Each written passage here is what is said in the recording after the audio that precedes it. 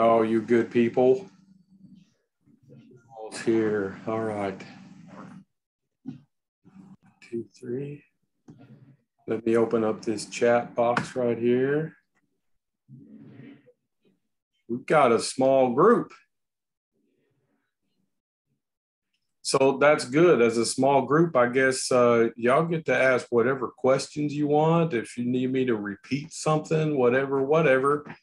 That's almost going to be, for the size that this class has been, this is almost going to be one-on-one. Okay, sounds good. I know, right? Sounds good to me too. I took my lunch just for this. I'm on lunch and break.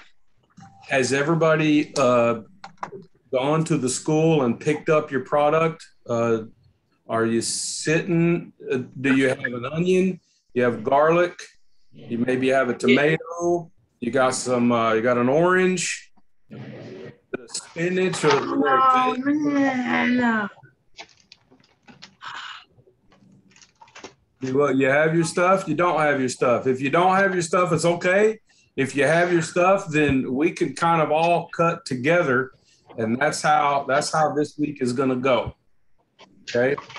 So I want to show you one other thing, and give me just this.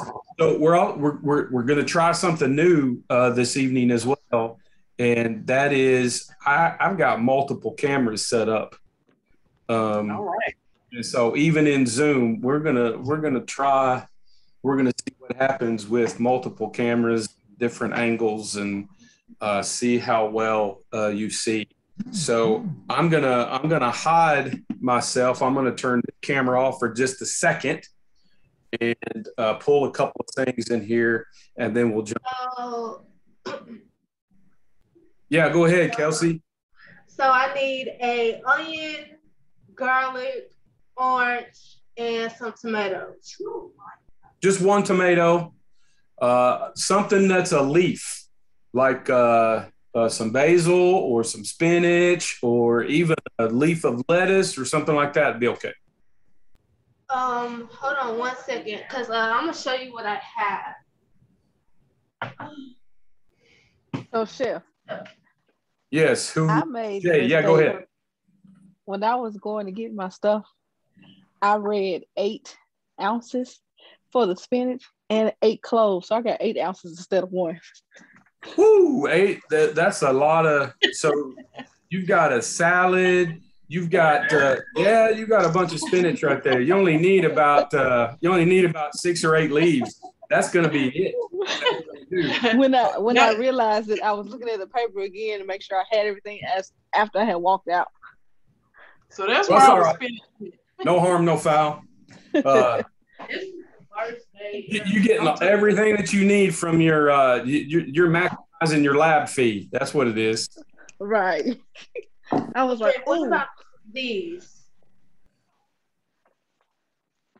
It's something you need something that you're gonna cut yourself, not already pre-cut. Yeah, Kelsey, you're gonna cut. That's part of what this class is. No, not dry. I can't even tell what that is. That's dry parsley. No. All right. Give me about 30 seconds.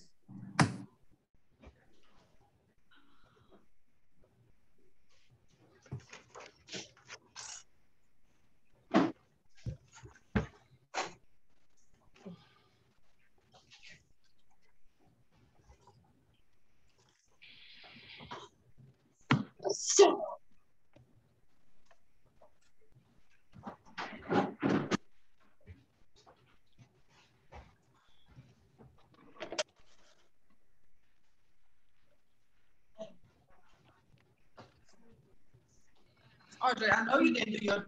This is the worst thing.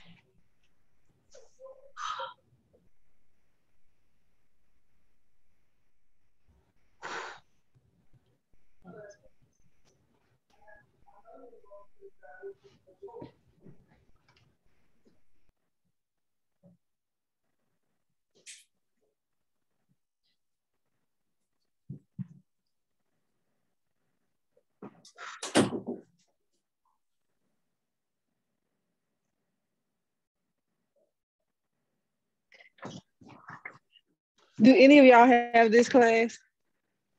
Purchasing. Mm-mm.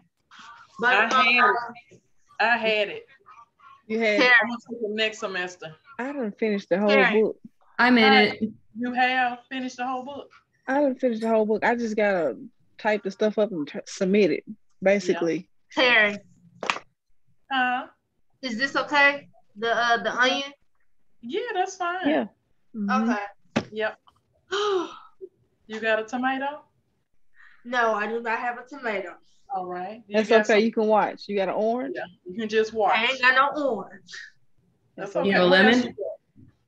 Lettuce? Yeah, lemon. A lemon? Any citrus fruit? I ain't no. No fruit at all. That's okay. No. You'll be okay. Just watch. That's okay. Just watch.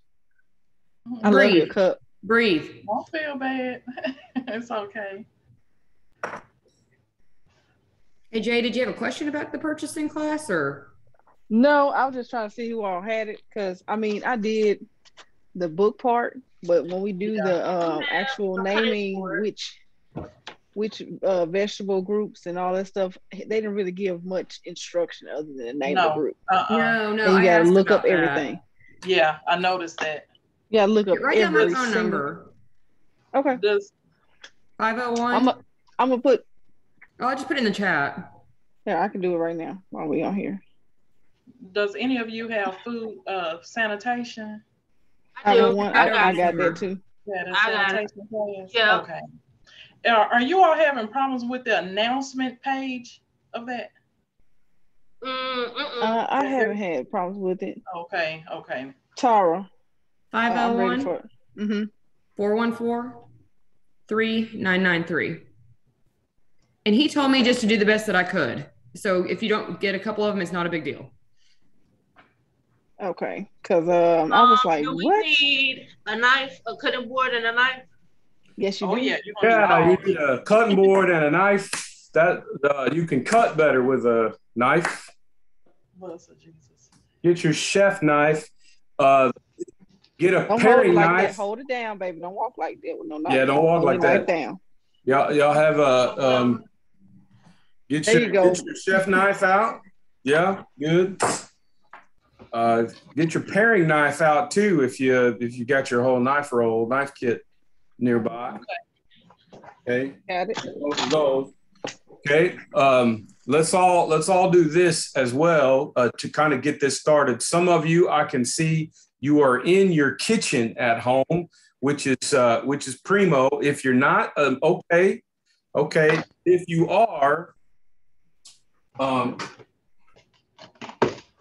if you can get you a little saucepan, you need to fill it up, 2/3, 3/4 of the way with water, and put it on your stove. Go ahead and turn the burner on and just kind of set it on low. Let the water. It's for tomatoes? It's going to be for the tomato. Okay. Yeah. So in no particular order, I'm going to type in here just so that you can see what these names are. These are the cuts that we're going to do today. We're going to French slice an onion. We're going to dice onion. We're going to mince garlic. We're going to paste. I ain't got no garlic, but garlic. I didn't get the garlic, but I do have minced garlic. No. We're going to learn how to mince. We're going to learn how to mince. Okay. Whole clove, paste garlic. We're going to. This is a fancy word. Concasse. The tomato. Another fancy word. We're going to chiffonade.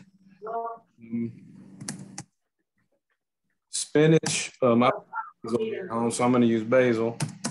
And then we're going to segment orange. This is what we're doing tonight. Okay. And so we don't have to wait around. We can be working on some of these other cuts while your water's heating up. And when we all get to the tomato, your water's already going to be hot. If you can get another little bowl, just big enough for your tomato, a little bit larger than that, put some ice in it and run just a little bit of water. Doesn't matter if it's big cube ice or rock ice or big old chunk. Yeah, Terry, that's perfect. That's perfect right there. Put a little ice, a little water in it, just some cold water. That's also going to be for your. So, Chef, I probably won't do the tomato with That's you fine. on camera. That's Because I got fine. a 30-minute lunch and a 15-minute break. I'm gonna combine together. Okay. We'll try to get as much of this done in an hour as we can. So, Okay. And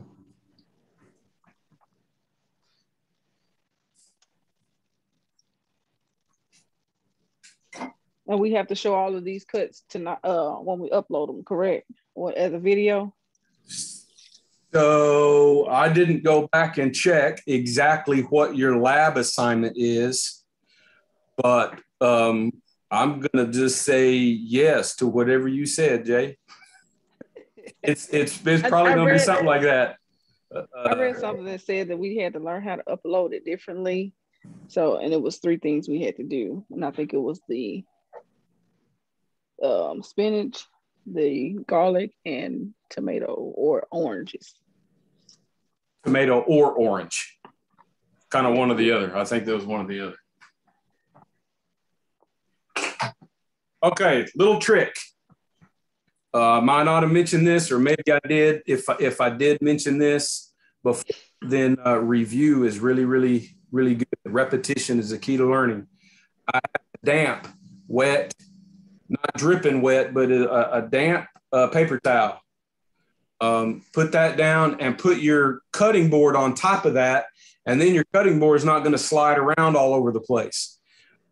Also use a little piece of shelf liner, you know, those like mesh looking shelf liner. I got a piece. I can show it to you. That, and put that down, and then put your cutting board on top of that, and you're good to go. All right. I'm going to move a camera. Here's the test number 1. We're going to see how well this works. That's the wrong one, which means it works. Look at that.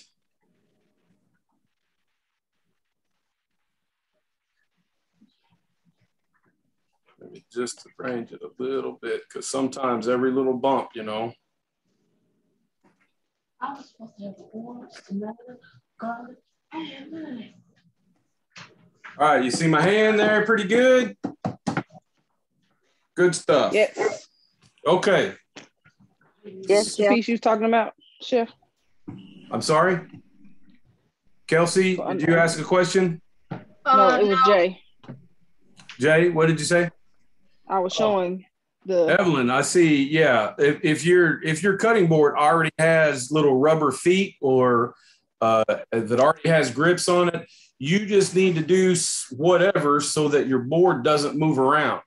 And so if your board comes with feet or a little liner or something underneath that it's not going to move around, then that's going to be really great and just fine. If it doesn't, like mine doesn't, then some paper towel, a damp, a bar towel, a little piece of shelf liner, that's going to work just fine. Okay, so let's all get out an onion, and we're going to do 2 different cuts with the onion. Okay, one we started to learn a little bit about last week, and I'm going to demo, and then I want you to do exactly the same thing. So this will be a little review, and some of this will be new. You notice on your onion, you've got a stem piece, a stem side. This is the part that comes out of the ground. And you have your root side. So I call this North Pole and South Pole, and the fat around the middle, we call that the equator, okay? We do not want to cut on the equator.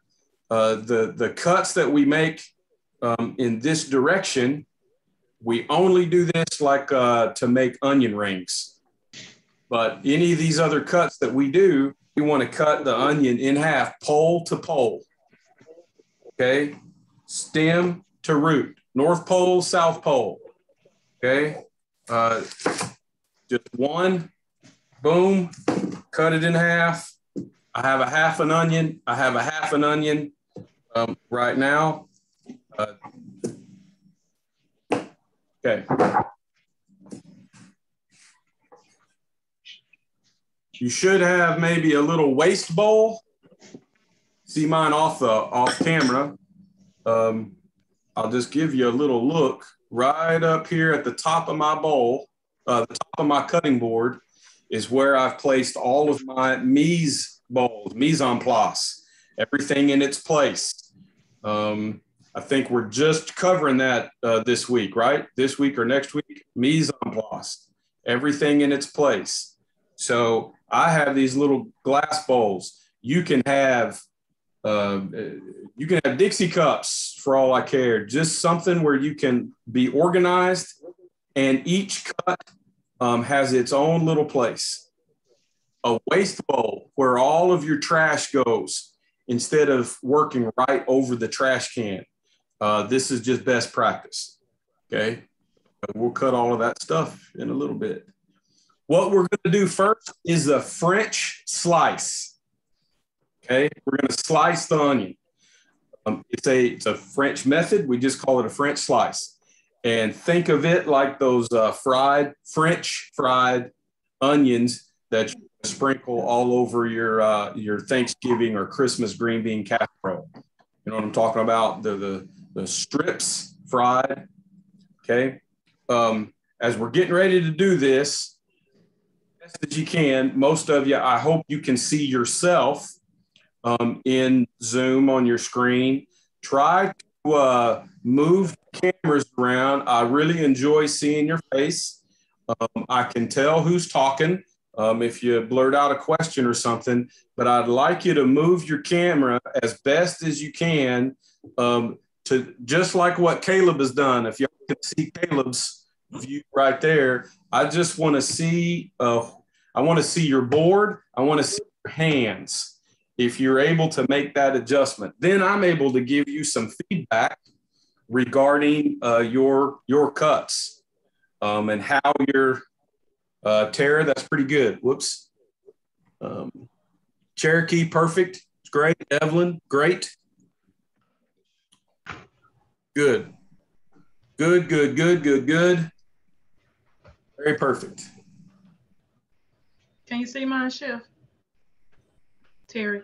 Terry, yes. Terry, you're just fine. Okay. Just fine. Mickey, you're just fine. Now, DK, you're just fine. Go ahead, Terry. I won't be able to see you with it bent this direction. Is it okay if I lift it up some so I can see what you're doing? Yeah, whatever you need to do. Yeah, I'm on my laptop. If you need to see me, then whenever. So I'm going to cut a little bit, and then I want to watch you cut a little bit. Then we can all move cameras down, and I can see what you're cutting. Terry, that's perfect. Okay, good. For this French slice, okay, this is going to be different than the dice. We'll practice the dice in a minute. I want you to cut just a little bit of the root side off. Y'all don't do it yet. Let me do it. Y'all pay attention to what I'm doing, and you'll practice the same cut. That'll go in the waste bowl. The stem side, cut just a little bit off. Every time I'm using the knife, pay attention to this guide hand as well, how I'm holding the ingredient and where the knife is in relation to this finger. Okay, peel the onion. It is very important that we learn about food waste.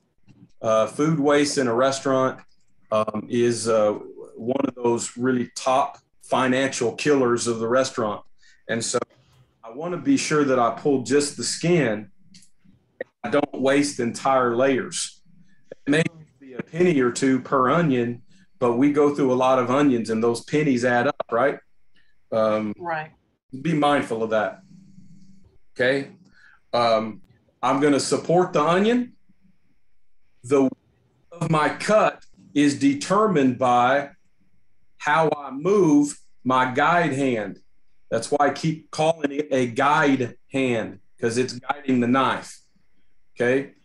Just before we cut, just to make sure, I don't see any, but just so it makes it in the recording, be sure to have clean hands, clean wrists, take off watches, bracelets, all of that sort of thing, and rings.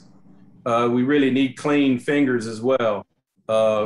If you have a solid wedding band, that's okay. If you're wearing a ring that has a stud in it of any size or any kind, that needs to come off, because those things can fall off. Okay, just put it in your pocket or whatever. Okay, the knife should be rubbing against this first knuckle. Let's remember that the proper cut is forward and down, almost like at an angle. It is not chop. This isn't a drum head, and your knife isn't a drumstick. Forward and down, forward and down. Our challenge is every single slice needs to be the same width as all the others, same size. Same size. Equal sized cuts will all cook evenly, and they will look impressive on the plate.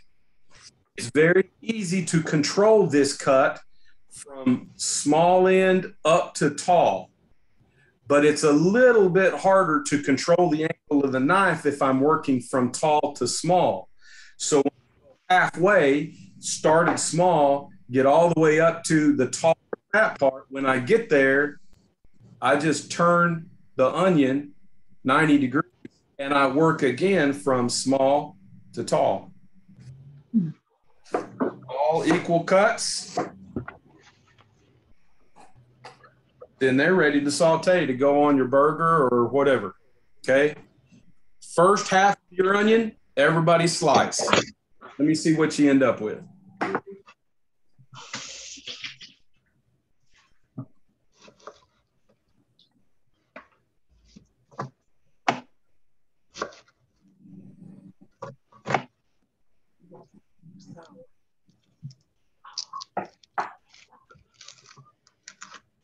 Okay, Chef.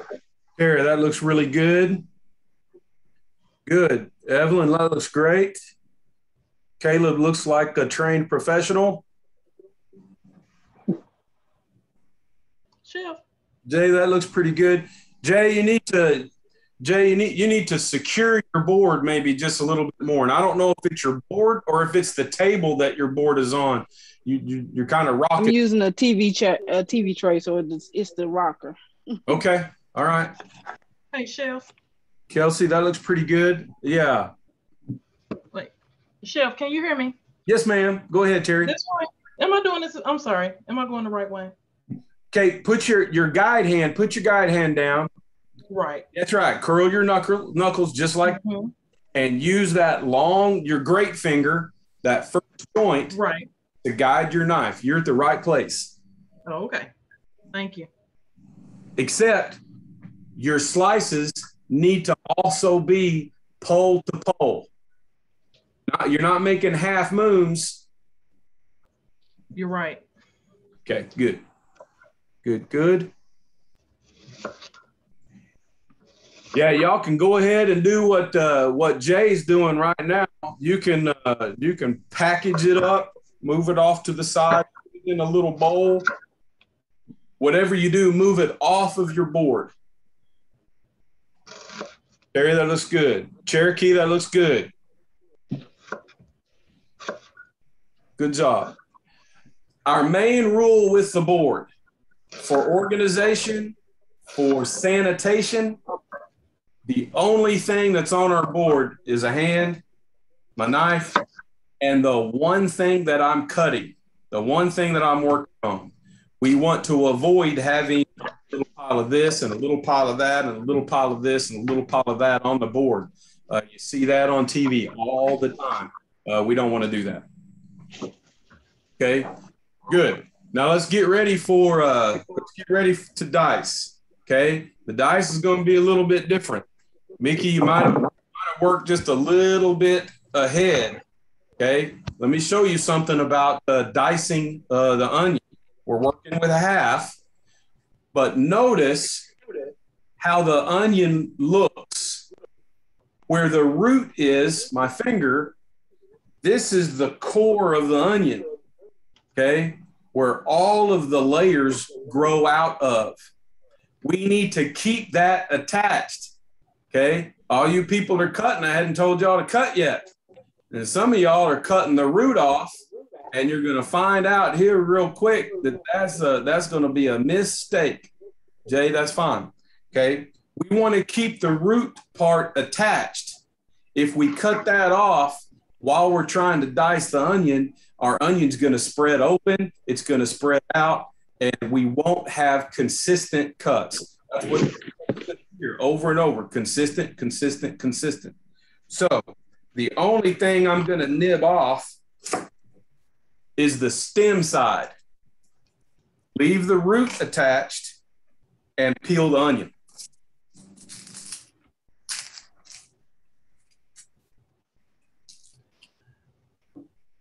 When I've done that, now y'all watch, okay? Don't cut until I tell you to cut, okay? With a very, very sharp knife, because we all should have honed before class. We're ready to go, and it's sharp. With a good sharp knife, I'm going to pull this towards me just a little bit. Now look, from the heel almost to the tip, in one fluid motion, okay? I want the knife to cut in parallel to the cutting board. I want to move the knife in, cut it in about 85%, 85% of the onion. I want to leave a little section uncut. That's where the core is. So I'm going to make a cut that's parallel to the cutting board with one easy fluid motion. Okay, I'm going to come up just a little bit. I'm going to make one easy fluid motion. Notice how I'm holding and supporting the onion. Okay, be careful with your hands all back here because if you slip, your knife is going to go right into your hand. Tuesday morning, we already sent one of your classmates off to the emergency room to get probably 3 or 4 stitches in his thumb. And my limit for that kind of injury is only 1 injury per week. So we already met that little quota. None of y'all can get injured this week because you're gonna burst my bubble and my injury statistics and all of that. So be safe. One more equal size layers.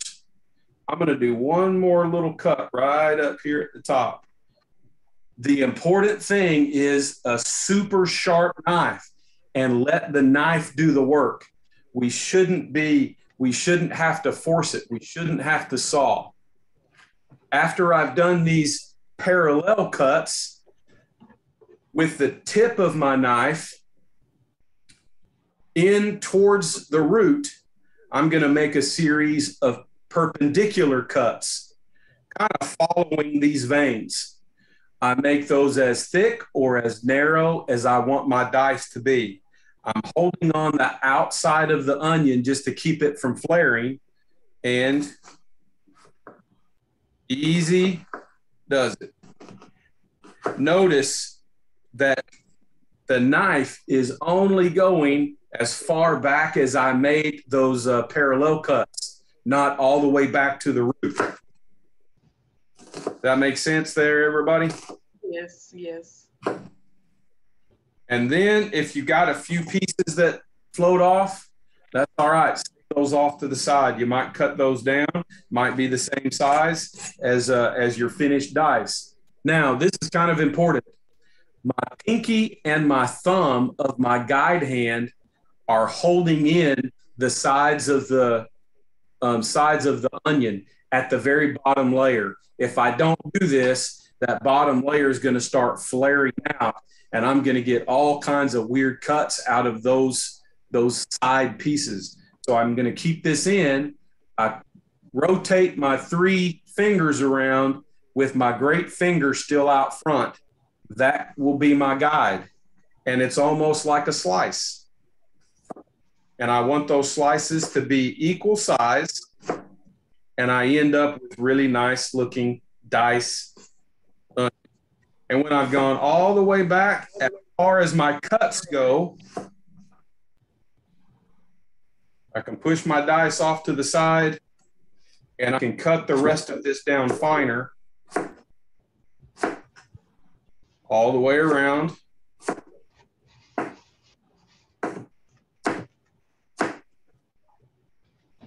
Cut these down the same size as my dice that I've already executed, I've already made. Throw all that in together. Dice, half an onion, and this core piece is my only waste. Let's see how well you got it. On your mark, set, go.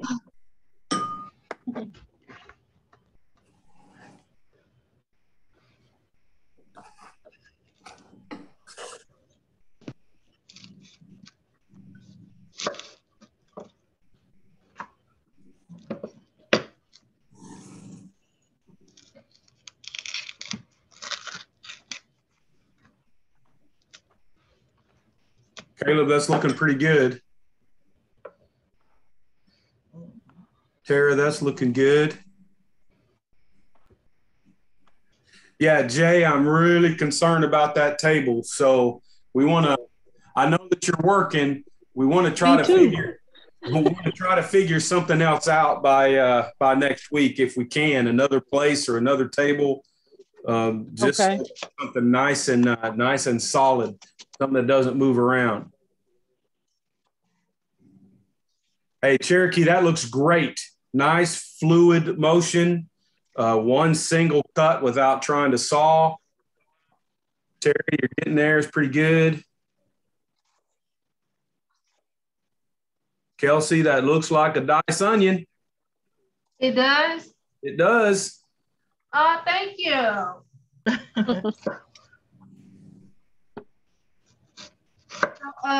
Chef, Sure. do I need to leave the rest of the onion on? No, I want to see you cut all the way down. Everybody, that all you have left is just this little bitty core piece. Caleb, pretty good. Good. A little bit of core left. Sydney, looks like diced onion.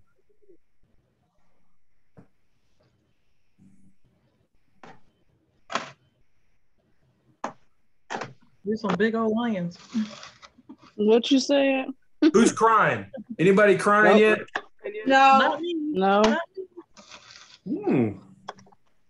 I think this is probably the first class that we've cut an onion and I don't have anybody crying. Right. Because y'all still have all your fingers. That's what it is. The tears really I'll take come that when any day. you take the end of a finger off then while Yeah, you're cutting an onion. Yeah, my baking partner was the one who cut himself in your class. Say that again, Caleb. I lost part of it. My baking partner was the one who cut himself in your class. Oh, okay. Yeah. Did he end up with stitches? Yes, he had to get like 3 or 4, and yeah, they had to give him multiple numbing shots in his thumb. My guess was when PD came and made the report, my guess was 3. It was a decent cut. He's going to remember that for probably the rest of his days. That's going to make a nice scar. Yeah, he went like all the way around the thumb. Yes. Yeah. So you saw it, but while everybody else is still cutting, let me use that example to kind of express to everyone an injury like the one that your classmate had is one of the very reasons why it is so important that we keep our knives absolutely as sharp as possible. Because imagine part of the cuts you're doing right now, trying to do something that you're not really familiar with. And especially these parallel cuts, it's going to take a minute to get used to the knife, to trust the knife and let the knife do the work. But if you're forcing, if this student Tuesday morning had been forcing his knife, he may very well have cut his thumb off. And that cut was right here. You imagine doing this kind of work, the work that you're doing right now, and the knife that you have in your hand with this chef knife, you just end up cutting a finger off. That happens. Think about the knives that you have in your knife drawer or on your countertop in your kitchen that you've been using for years and years and never really learned how to sharpen them. And the knives get dull and you work harder and you force the cuts when you're cutting a steak or cutting tomatoes or whatever it is. That forcing of the cuts is so very dangerous. Sharp knife. Honing all the time, and we'll learn how to sharpen later. Okay? Kind of clean off your board a little bit. Get all your stuff moved out of the way.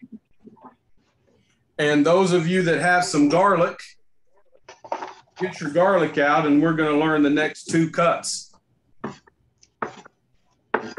No matter how much garlic you got, just get maybe 3 cloves. If you got 2 or 3 cloves, that's great. If you got, if you picked up garlic the same way that Jay picked up spinach, then you got a lot of garlic. You only need get about 3 cloves. That's all you need. Oh, they told us 8 cloves on the paper. I got 8. Well, great. You got plenty of garlic to cook dinner with tonight or tomorrow. I know, right? For sure. Spinach too. Right. It's a lot of onions. All right, the first thing we're going to do with the garlic is mince it. And mincing the garlic includes a very specific method, a very specific technique. We're going to start by removing the little root piece. It's going to be kind of dark brown. With what we're about to do, that little root piece becomes almost like a rock. Doesn't cut down very well, and it certainly will not paste at all. And I hope you like the smell of garlic in your fingernails, on your fingers, on your skin, because let's see, this is Thursday night. Y'all are going to still smell a little bit of garlic on your hands until probably, Tuesday or Wednesday. Just in time to do this again next Thursday. Okay. You see on TV, people smashing the garlic, banging their knife. We don't really need to do that. But some garlic, the cloves that are really big, when we start cutting, that garlic can roll around on the board, and it's a little bit unsafe. Yeah, babe. So I just put my blade right over the garlic and just press. I don't know if you heard the crunch there just now, but you'll just hear a little bit of crunch. When you hear that little bit of crunch, that's perfect. That's ideal. Yeah, Jay, we need to be standing up. That'll help you. Good. Now, remember what we did last week, celery with the carrot, okay? This the knife never comes up off of the board. Your guide hand still guides your knife. This is a rock, okay? I'm going to make one complete pass. And I've really rough chopped the garlic. Clean off my knife, reposition the garlic, and make one more pass. And I chop it down just a little bit finer.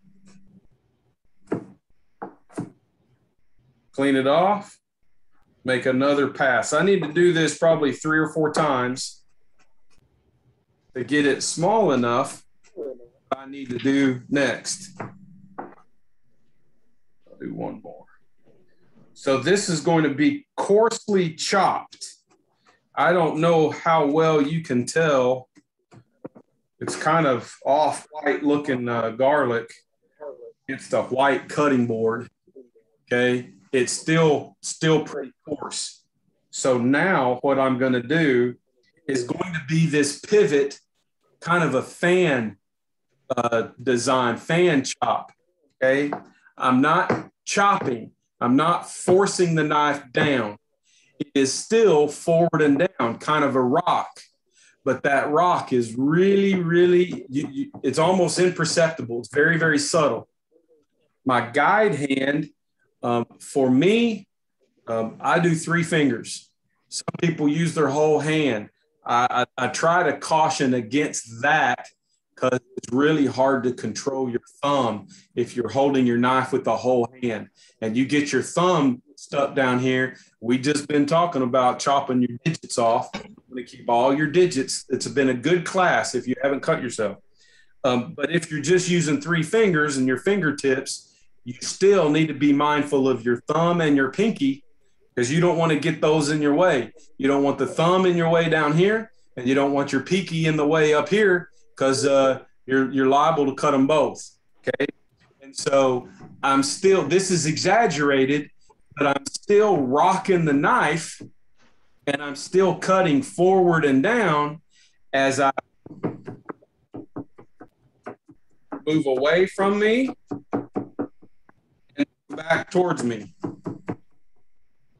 I keep doing this over and over, okay, until I have the consistency of coarse, damp sand.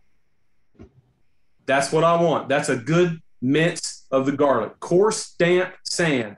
On your mark and set, go.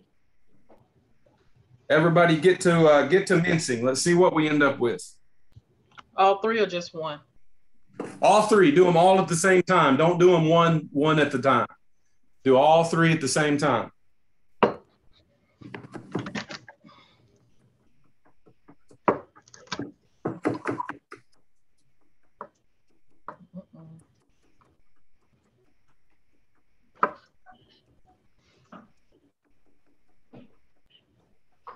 Be sure when you're doing this, if you can take a peek at my camera real quick, be sure that resist the urge or resist the reflex when you're going to gather all of your garlic back together.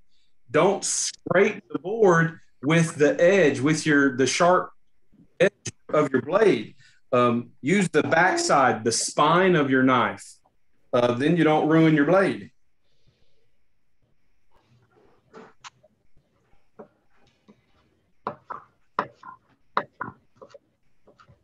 Hey, Mickey, that's about perfect. Evelyn, that's great. Caleb, great. Good. Tara's still chopping away. Cherokee's still chopping away. Good. Terry, good. Doesn't that smell good? Yes, it does. I love it.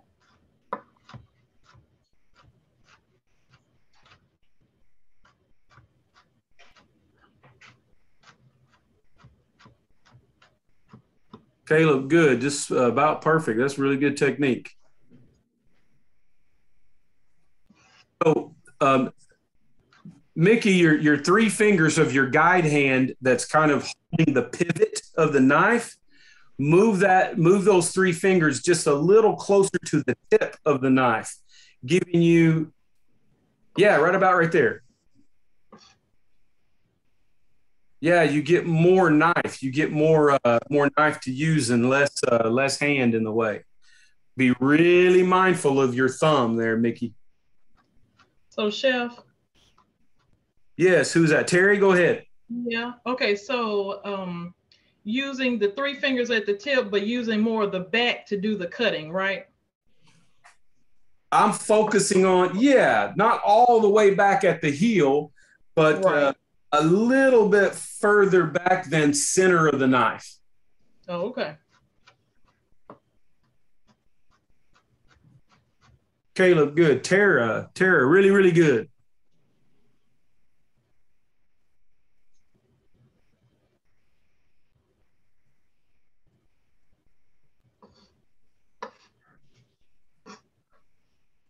Cherokee, that's looking good. I don't know if y'all are just the A team of this class or if y'all have a really good instructor. I got to find out who you instruct. Yeah, that instructor's doing some kind of good work there. Yes, he is. I agree. Yeah.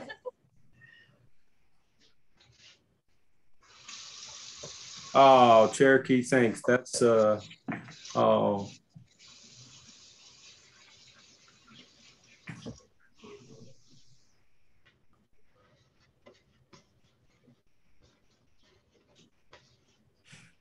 I just saw guidance. Well, welcome to class. I hope you're not sitting there in the dark, but there you go. The recording will be here to go back and reference to as well. Okay. No matter where you are, no matter how fine your mince is, we're going to take this mince now and we're going to do the next thing. And this is pasting the garlic. The first step in pasting garlic is a mince. Okay. I'm going to gather this garlic, but I'm going to move the garlic near the edge of the cutting board, the edge that's closest to me. You can see my fat belly right there, closest to me. That's the edge. Okay. I want to be able to, I'll pull this back all the way. Now you can kind of see my feet. Oh, you see my legs? See, I'm leading by example too. I got my black pants on. I got my non-slip shoes on. Okay. Here's what I need to do. I'm not going to ask you to enter anything in the chat, but I'm just going to make a little assumption that at least most of you understand the principle of a French braid, braiding hair. A French braid of hair. Okay. Evelyn, I don't remember if we need a picture of the mince or not for the grade. So here's going to be my suggestion. Why don't you take about half of your mince, put it off to the side in another little cup, and then we'll do this paste with the other half, and then you'll have both. Go back to the lab assignment when we're done tonight, and you can photograph whatever it is you need to photograph. And there we go. I have a question. Who's that? Caleb? Yes, sir. Yeah. I may have missed it. So will this count as our video submission for the week, or do we still need to do our videos as well? That's a really great question. And since this is the first semester that we've done this online class this way, here's what I'm going to tell y'all to do. And this does not apply. And remember, this is recorded. So a little bit of the honor system. If you are in uniform, if you're cutting right now, and you have cut whatever the lab assignment is here together like this in the Zoom, then even though the assignment is still going to read, I want a video submission, I'm going to be okay with just a photograph of whatever that thing is. There's not going to be a way for you to upload a video. And if we do it this way, y'all don't have to go get other product on your own dime. That's not really fair. So if I asked for a video of diced onion, those of you that are on right now that diced your onion, you can submit a picture of your diced onion. And just for Now I'll be able to go back and check the video and check our participation. Just as a reminder, when you submit that picture in place of the video, if you'll put in the submission text, if you click that, so upload the video, upload the picture first. Before you click submit, click submission text, and that adds a little text onto the side, and just say, Chef Hall or Chef, reminder, you said it was okay for a picture instead of a video. Does this make sense? Yes, Chef. Yes. Then we're videoing right now. We're doing all this together, but you know, I provided you with one onion, and I think you all need to continue to practice, and you need to provide your product for doing that. But as far as those things that are required in class, I provide that, and I don't want you to have to go out and get something else. So I think that's fair. If someone has a different idea, I'm all ears, but do understand this is a chefocracy, not a democracy. And so that's all I have to say about that. Okay. I need the board to be as close to the edge as possible, because I need the handle of my knife to be able to come all the way off the cutting board. And I know this is a difficult angle to see. It's almost like you're watching this upside down. But here's what's going to happen. Let me see if I can adjust this. It actually looks great.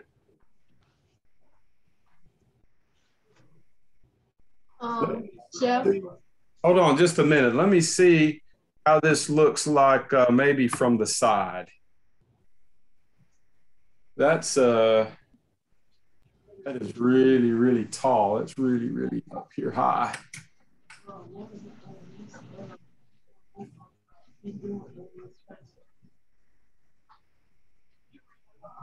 Oh, cow, that's not really going to work at all very well, will it?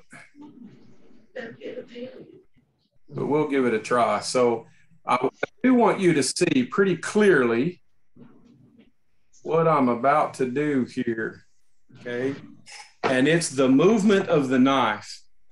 The reason I mentioned French braid is because just like a French braid, we're not braiding all of the hair at one time.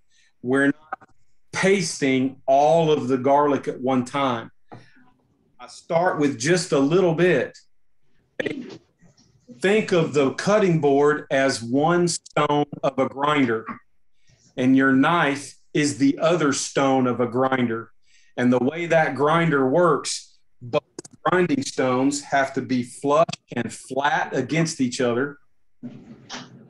You're going to grab a little bit of garlic, pushing down with pretty good force using the handle of my knife. My other hand is going to use quite a bit of force as well. I'm pushing down, and I'll lift my hand so you can kind of see what's happening. I grab a little bit of garlic, I press, and You're unfocused, Chef. when I spread, my entire knife face, the blade face, maintains constant contact against the cutting board. And I press and spread just a little bit. And then I come back and I grab a little bit more, press and spread. And I keep going back and forth, press and spread.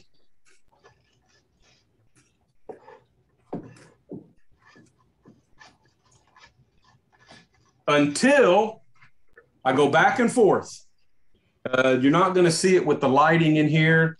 I want to remove as much as possible every discernible piece of garlic until it all becomes like a mud, the mud at the edge of a mud puddle. But you're going to release a bunch of water. When you reach that point, then you should be able to pile up all your garlic, and you won't have very much discernible pieces of garlic. You're not going to see it in my camera right now because you need to make several passes back and forth. This is going to take a good 5 or 6 minutes and a lot of force. It's going to be a really good workout. Okay. So give that a try. Press, spread. Come back, grab some more. Press, spread.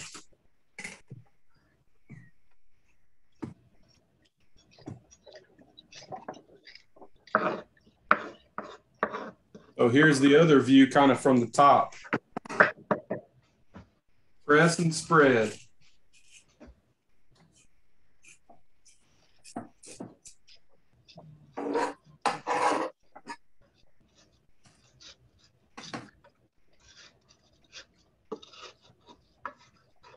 Kind of annoying. One of those, the board I have has that kind of drip ring all around it.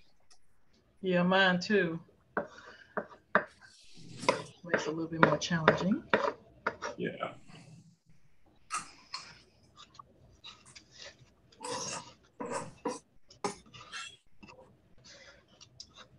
I just hate that it's so sticky.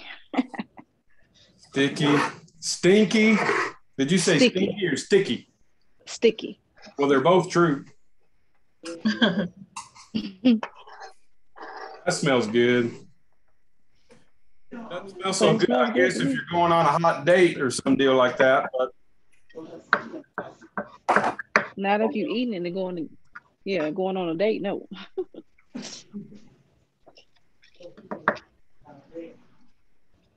hopefully, whoever you might be going on a date with this weekend realizes that you're in culinary school and you just started culinary school and you're going to smell like onions and garlic. It's okay. I just make her have some too.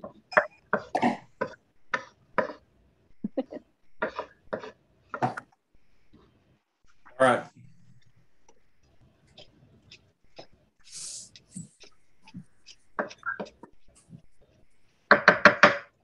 Sorry.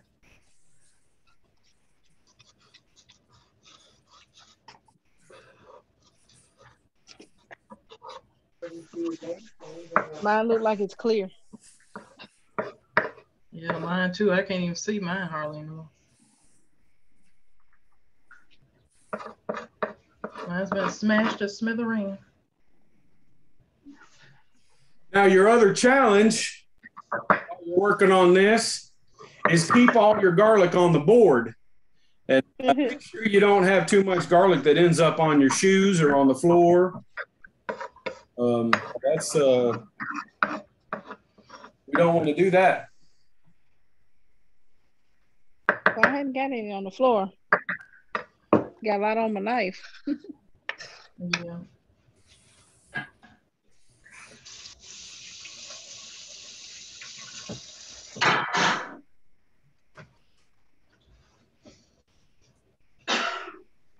When you're done, it's so hard to tell. Evelyn, that's pretty good. A good technique going on. That's mine. Look at this. Can you see it? Yeah, we want to do enough so that there's not those little pieces of garlic. It needs to be so. How many of y'all may have made your own, either at the grocery store or at home? How many of you made your own nut butters before? Say you made your own peanut butter. You know, you can take a jar of dry roasted peanuts and put them in a food processor or a blender. And at Yeah. first, you start chopping them down and you get this peanut meal, almost like real grainy flour. Yes. Okay. That is about the equivalent of taking a couple of cloves of garlic and mincing them. You start with the clove and then you mince it down really fine. If you continue to pulse the food processor or the blender, you start releasing the oils that's in the peanuts. And pretty quick, you end up with little oil puddles, these oil puddles, and you don't have discernible bits of peanut anymore. You've got this smooth paste, peanut butter. Yeah. We're doing the same thing by hand. Now, you may be asking yourself, I've heard this question all week. I've heard this question all week about, Chef, why do we have to do this? Because, any more today, we can just buy garlic paste. And I get that. I do the same thing. In my refrigerator, I have a little squeeze tube of garlic paste and I have a little squeeze tube of ginger paste because I like using both of those and it's nice, quick, and easy. And then I don't smell like garlic for the next 5 years. Right. I do the same here. Part of the reason why we're doing this is it's classical method. And another reason we're doing this is because we're developing some muscles and some dexterity that we just don't have right now in our hands. Okay. Yeah. If you'll move your garlic into your little dish or a bowl, we can all take a minute. You need to wash off your board pretty good for what we're going to do next. And you might want to go ahead and clean your hands. And so if you'll mute your microphone at least, then we'll come back together here in a minute. Raise the temperature of your saucepan, double check the water, raise the temperature of that saucepan so you can go ahead and bring it up to a boil. And make sure you still have a little bit of ice in your ice bowl.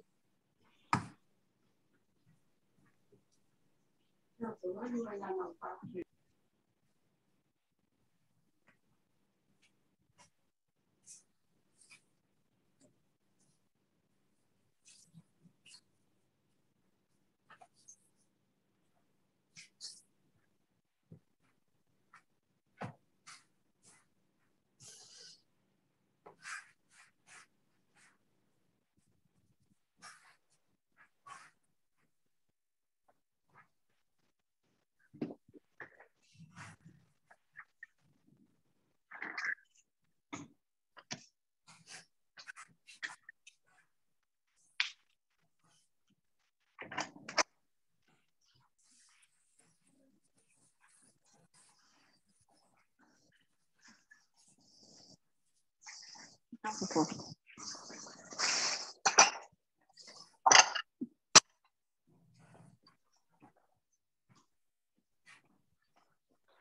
Throw the wings away.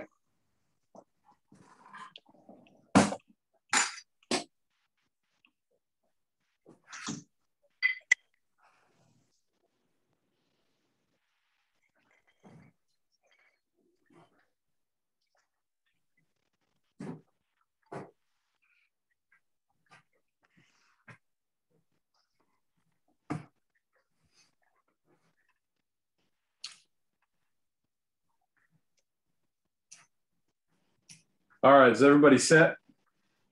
Did you say that we need to boil water? Yes. Okay. Yeah.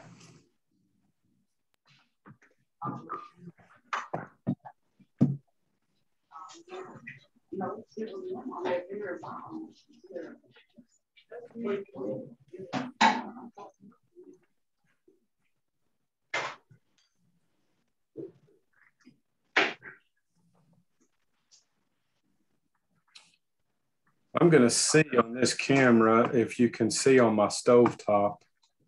I'm not sure. Well, you can.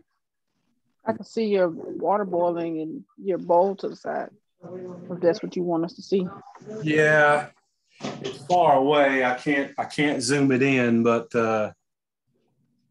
What kind of camera are you using? Hi, everybody. The brand. I just got 2 webcams. Okay, that's why.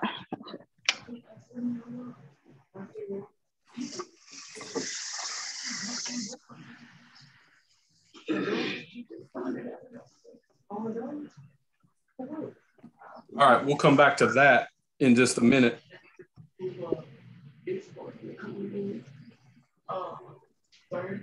Okay. You would have picked up from the school, if you picked up product from the school, you would have picked up Roma tomato.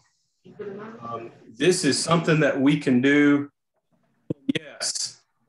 A little boiling water and a little bowl of ice water. They have their your ice water. And you got water coming up to a boil. Yes.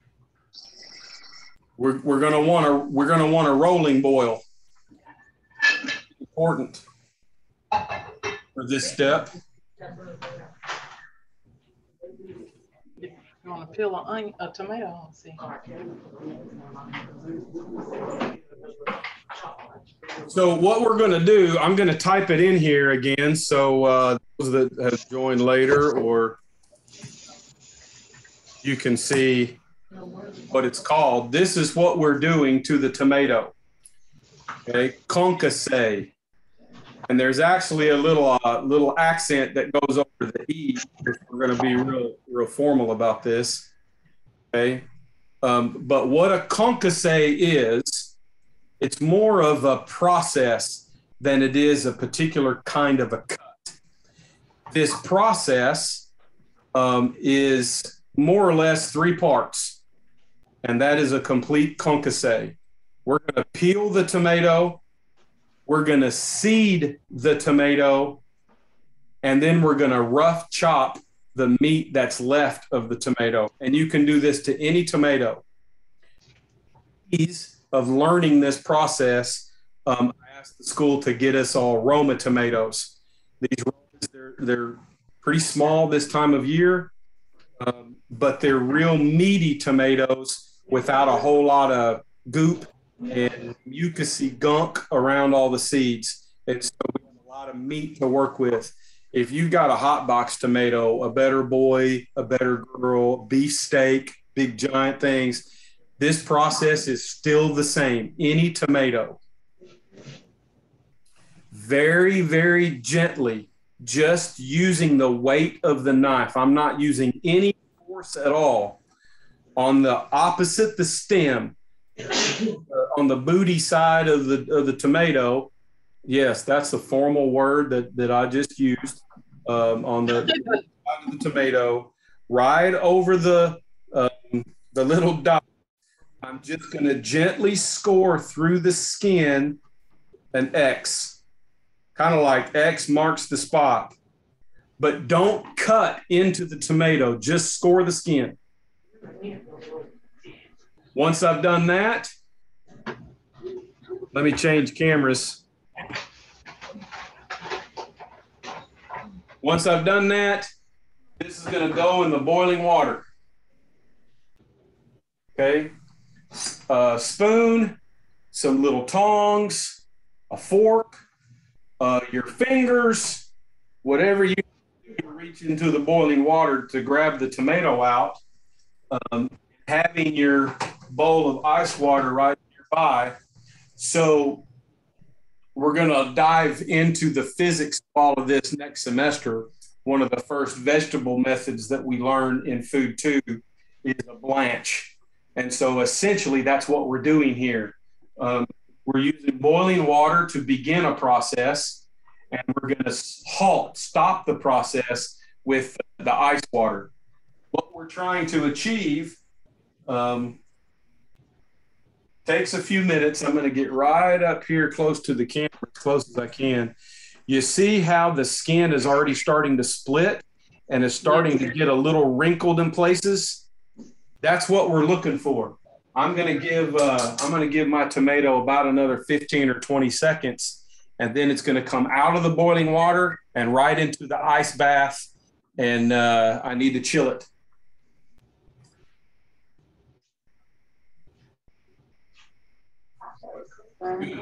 Here we go. And I'll turn the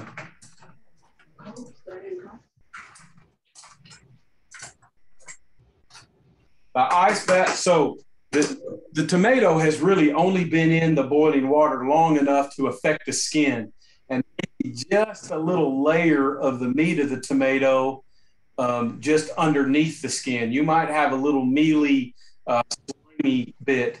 That's okay. Inside the tomato, the core of the tomato is going to be probably still cold if you had it in the refrigerator, or be about room temperature. Okay. So out of the ice water to your cutting board.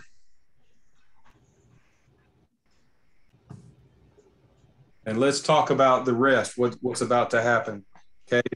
I'm going to pull up my waste bowl more for you to be able to see, but all that wrinkled skin now just easily peels right away.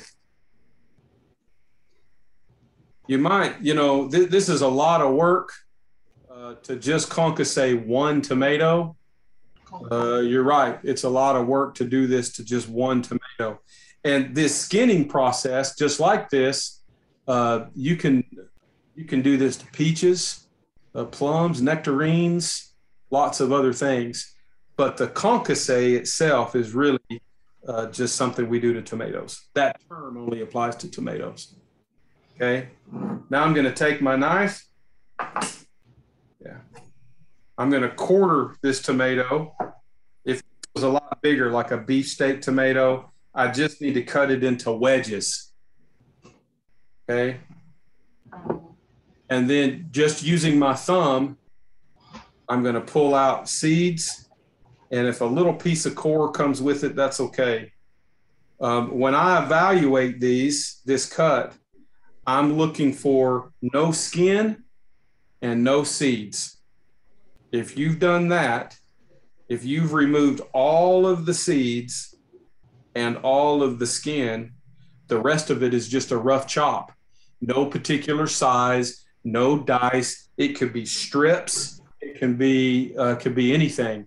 Concasse is skinned, seeded, and rough cut. Okay. So y'all can watch me continue to see. Well, this is my last piece. I'll move my waste bowl out of the way. And then I'm just going to cut these into a few strips. And then I'm going to put the strips on their side and just not really dice. We're not going to call this a dice. I'm still just calling this rough chop. And if you see my pile here, if you could see it close enough, maybe next week I'll be able to lower the camera just a little bit more and you can see closer. No seed, no skin, rough chop, good concasse. Y'all go ahead. If you still need to put it in the boiling water, y'all go ahead and boil. Get the old man wrinkledy skin and skin it, wedge it, seed it, and then rough chop what's left. Let me see the pile of rough chop when you're all finished.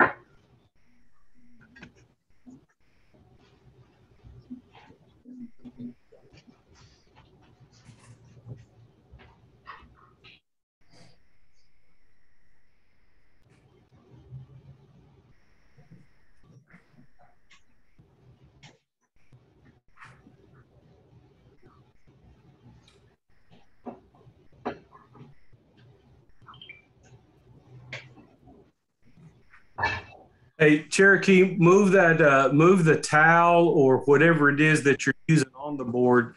Yeah, thank you. Let's keep that off the board. And, your fingers and stuff are just going to get really gunky a little bit. That's okay.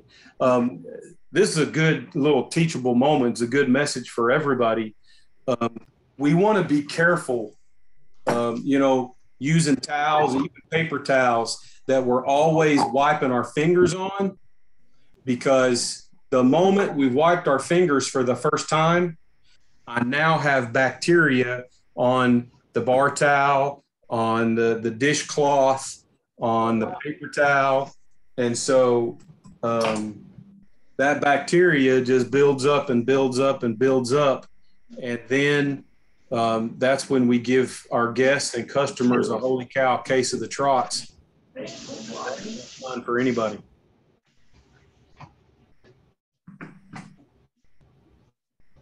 Tara, are you still boiling, or did you finish? Okay, you're still boiling. Good, good. Did you say Terry or Tara? Tara. Oh, okay. Terry, since you just asked, you're still boiling? My tomato is in the boiling water right now. Great, perfect.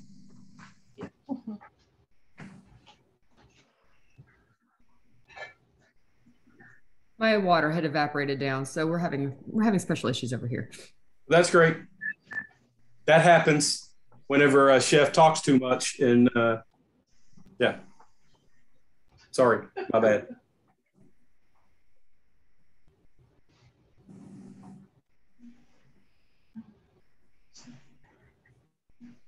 If it's a little hard to get the skin off, that's a sign that that tomato should have been left in the boiling water a little bit longer.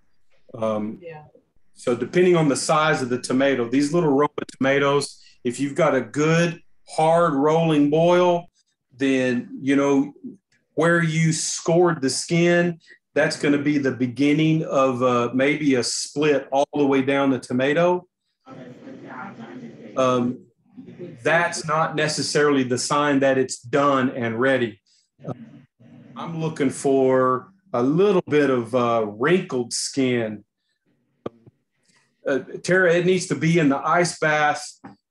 Really, it's going to cool off enough right away. Then it just needs to be cool enough for you to handle.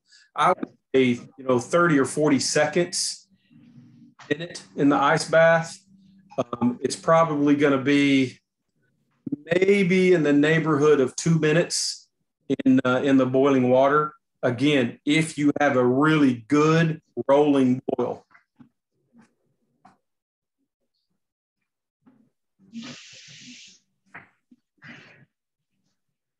Mickey, you're looking good so far. Cherokee, are you still peeling or are you seeding now? Okay, I know.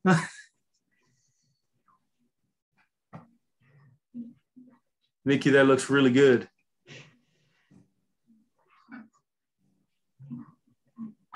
Caleb, great.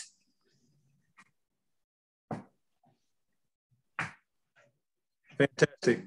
Caleb, you can tell that you are in a commercial kitchen and that you have maybe worked in a commercial kitchen for at least a minute or a day or two. Since I was 18, so about 10 years now. Roger. All right.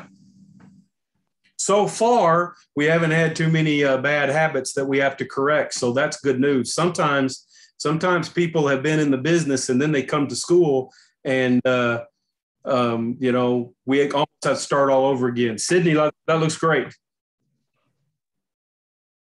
My biggest issue still, Chef, is doing that assembly line feeding while I'm chopping. We'll get there. You want to see our wrinkly tomato? No, so here's the thing. Here's what y'all are going to learn about me. Now that we're really chopping, you're going to learn about this about me sooner than later.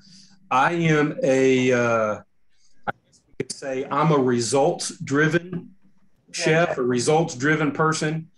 And I guess I could say I've done this enough that I can see your finished product.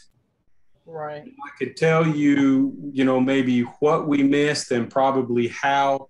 Evelyn, that looks really good. Cherokee, that looks good. Man, I really do need to find out who your instructor is and give them some kudos. Thank you, Terry, for the courtesy laugh. Makes me feel good. You're welcome. Anytime.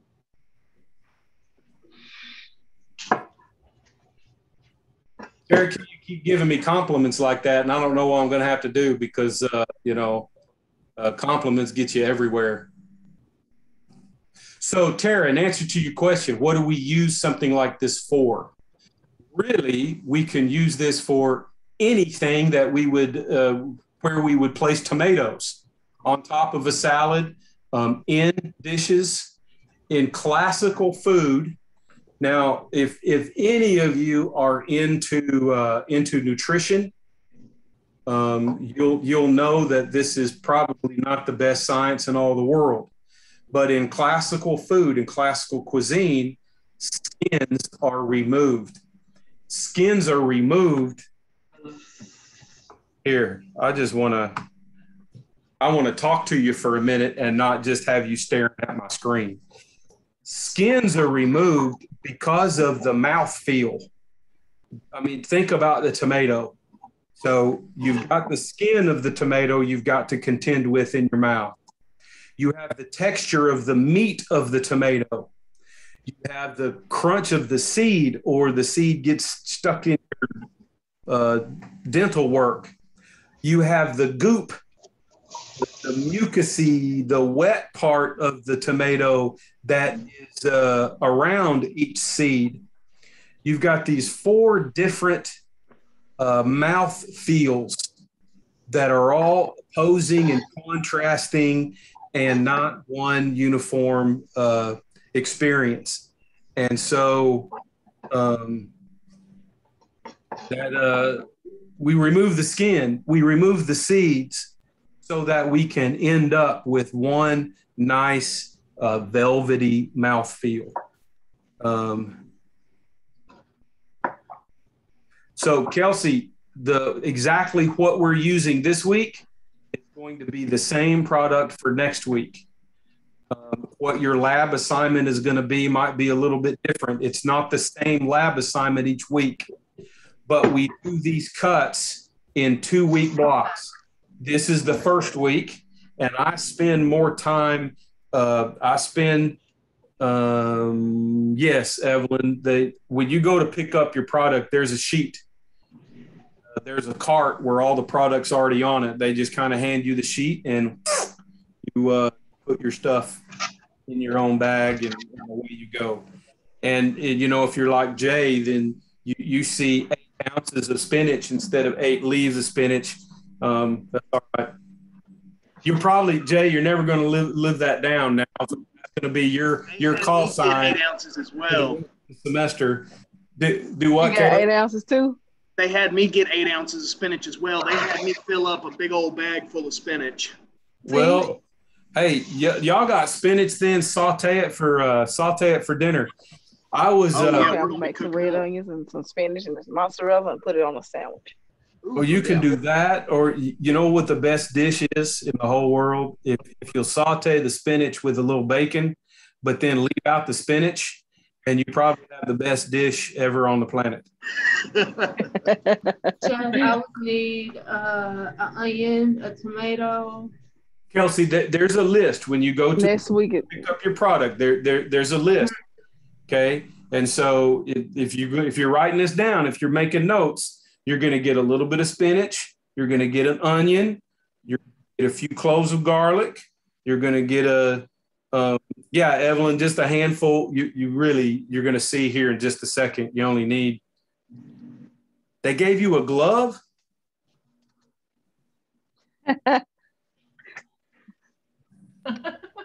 Well,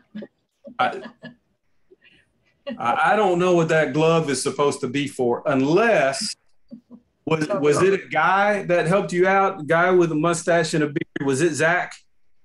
Yeah. So Zach was one when he had me for Food Production 1 and Food Production 2, and I would get on to several in his age, his class. You want to cut the onions, but I don't want to go home smelling like onions. So I'm going to do Michael Jackson. I'm going to put me a glove. And I'm going to go doing all the cutting, and I'm going to handle the garlic, but I'm going to have a glove on one hand. And I kept telling him, no, there's a reason why I'm opposed to gloves, y'all. I'll tell you. And I think this makes sense when I tell you. It'll give you a little bit of context. It really isn't about. If you don't like the smell of garlic, I'm sorry that you don't like the smell of garlic. Maybe you should have chose being a banker, the little cashier at the bank, or you should have chose being the checker at the Walmarts, or be a postal worker or something like that. Although you probably, if you're a postal worker, you probably smell like this all the time because you're spraying the dogs. And okay, anyway, that was a rabbit hole. I don't I like used to work gloves. for the post office. Dude, what happened, Terry? I used to work for the post office. Well, you know what I'm talking about. You're running from the dogs, or you're spraying the dogs, or you're beating the dogs. Seriously, when you're wearing spinach, okay, so Evelyn, Zach didn't give you a glove to put in your bag to take home as part of your lab. Oh, okay. All right. Then never mind. We're on the same page. Then Zach did right. We don't all want to be putting our bare hands into this bag of spinach that everybody else is going to be handling, because you're going to be taking home somebody else's cooties. And I don't know if that's really a good thing. But I still don't like gloves. I don't like gloves because it's very, very poor sanitation habits. We don't wash our hands. We trust the gloves. And then you just use your towel and you just wipe your gloves on the towel and you don't worry about it because your hand is still clean, right? Your hand is still clean. It's just got a glove on it. And worse, you go to the hand wash sink and rinse off the glove and you don't worry about anything else. Are terrible, except the final version of food. So take this concasse. If your concasse tomato is going to go on a fresh garden salad, you need to prep that concasse maybe with gloves on. Whatever you need to do so that your skin doesn't touch the version of food that other people will put in their mouth. That is terrible and disgusting. Your skin has cooties, no matter how clean you think you are, and the health and safety of your guests literally is in your hands. Whatever cooties you have on your hands, if you're reaching the spinach, if you're, doing the little sprinkle stuff on top of the plate, whatever the case may be, if you're using a scoop for the rice, but you're using a bare hand to make sure that rice doesn't spread out all over the place on the plate, your skin is still touching the final version of that food. And that is a sanitation no-no. It should be a big red flag. No. We get very, very lazy with gloves. Okay, Kelsey, I'm done. What question do you have? My question is, do we need to purchase the products, or do we need to go on campus to get the products? Go on campus to get the products at the culinary school. Your lab fee already purchased all these products. Okay, thank you. You're welcome. Hey, Chef, I have a question about the glove when we pick up. So Yes. I was curious about not having one for the spinach. So I flipped my bag inside out to grab some, but next time do we just ask for one? Yes, that would be very appropriate, because sometimes, depending on what, so Tara, when you came with your shadow, you could tell that whole area, there was a class going on. And so it was really busy in there. And that was probably Jen, Chef Jen, or Jennifer Dancer. She's our purchasing director. She's the one to make sure we have all these products. She makes sure that the cart's built for our class. And if she's really, really busy, she doesn't mean to come across short or snappy, but a lot of times she is, and it's just because what's going on in her head, and she's running on to the next job, the next mission.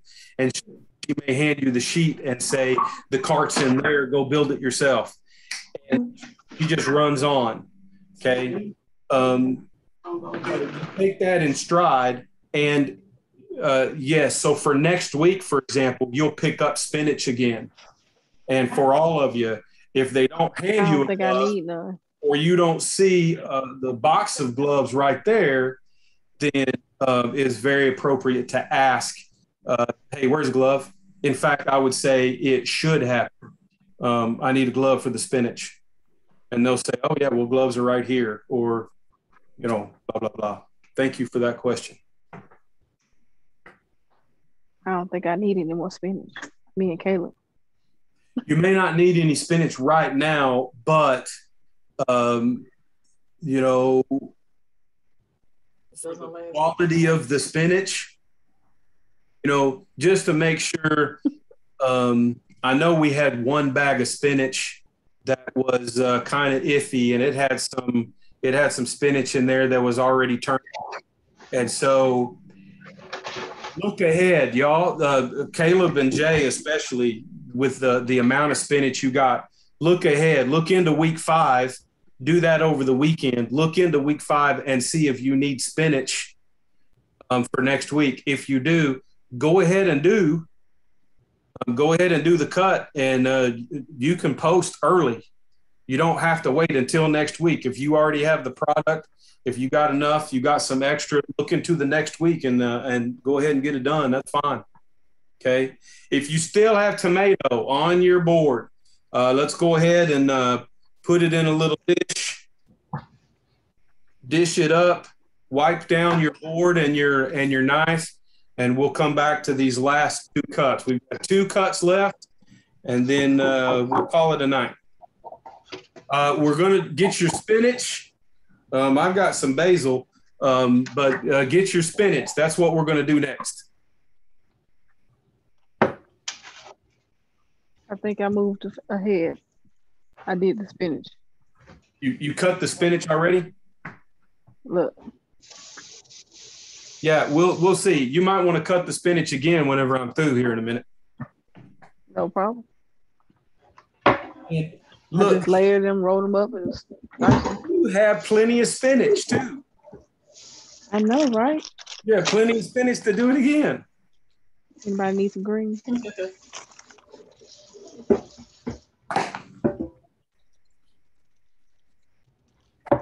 I saw you, and just like I mentioned about Chef Jen, sometimes I'm in a hurry or I'm in the middle of doing 5 things at one time, and I may just wave from a distance or bob my head, just say hi and keep moving on. Y'all, please don't think I'm rude, or maybe you think I'm rude.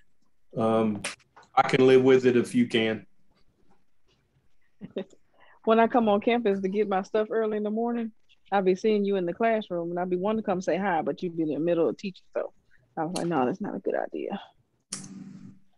That's okay. Sometimes people do anyway.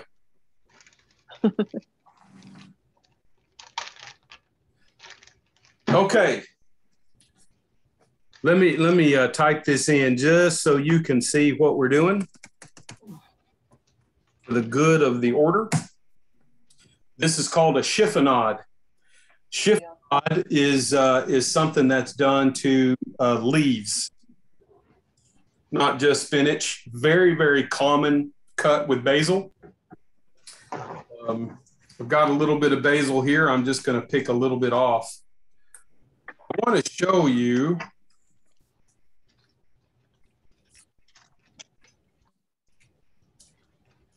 so let me get just 1 or 2 more. So we're going to start with, I'm going to pull this off to the side. We're going to start with, I'm going to do 2 different kinds of chiffonade here, okay? Whatever you do, start with your largest cut. Now, y'all just wait. Y'all just wait and let me do this, and let me show you these 2 cuts before you just jump in and cut, okay? Because I'm going to teach you something in both of these cuts. So whatever you do, find a large one and stack a few leaves on top of that. And then you'll roll it fairly tight. Okay. Your great finger, your thumb, just like I showed you with that celery. Okay. They're your main points of contact. Your index finger and your ring finger come in behind that great finger. Okay. That guide finger determines the thickness of the cut. Okay. When you see this, it's a very, very easy. We have a bunch of strips. Okay. Now, I'm going to put this up here at the top of the board. We'll come back to that in a minute. And I've got another pile here. 2 or 3 leaves, 3 or 4. This is basil, and these are really big leaves, so I've only got 3 or 4 leaves. Same, I'm going to roll it as tight as I can. Okay. Now I want to take my time to ensure that every single strip, every cut is exactly the same width as the cut before. And in a way, the smaller I can make the cut, almost like frog's hair. Wait, frogs don't have hair, do they? It's very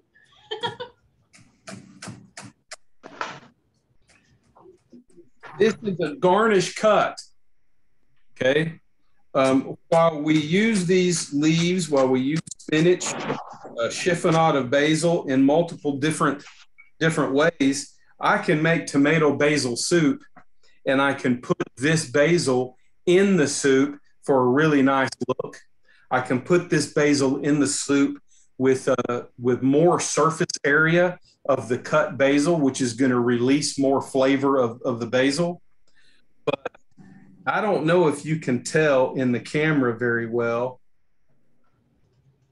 but I have a big coarse chop or chiffonade, and I've got a small, I'll pull a little bit out of here. I've got a small, almost like the difference between angel hair pasta and fettuccine. yeah. For a garnish, let's try to cut angel hair pasta. Yeah. That makes sense? Nice, thin, hair-like, narrow little strips. Okay? So those of you that have spinach, please, we don't need to cut all the spinach that you have. Just grab about maybe 4 or 5 leaves, some larger leaves, stack those up, roll them really tight, and get you a nice, thin, consistent chiffonade. That's going to help your house and your fingers smell really, really nice.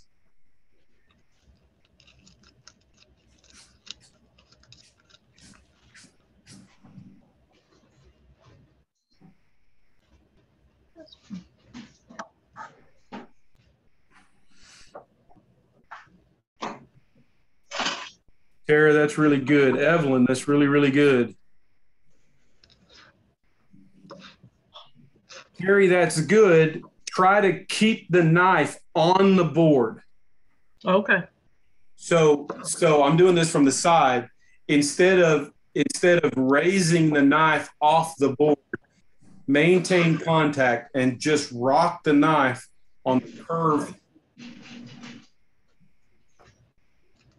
Caleb, good. Cherokee, that's really good.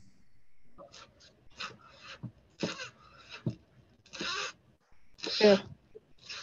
There you go. Nikki, that's right. I looked like there for a minute you were a little concerned about that guide finger. Yeah, you're ending up in the right place. Whatever you do, be sure those fingers are curled under just a little bit, or it might be the next injury. Jay, do you have a question? Yes, Yeah, Evelyn. I'm showing you my cut.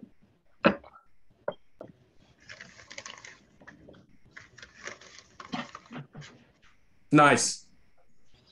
Very good, Jay. Chef Terry. Sydney, that looks good from what I can tell. Looks good. Terry, looks good. Good job, everybody. A whole bunch of trained professionals. No, you're not. Don't let that go to your head. Trying to be like you. Yeah, I think the chiffonade is one of your lab assignments. So if you want to take a second, snap a picture if you're happy with it. We didn't use all of your spinach, I don't think. This is an easy one to go back and cut a little bit more.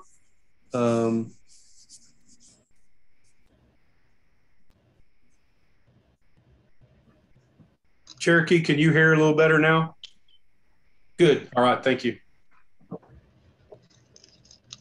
All right. If you're happy with it and you snapped your picture or pictures, then let's move the spinach off the board, give it a nice little wipe, and get your orange out. Keep your chef knife, but also get out your paring knife.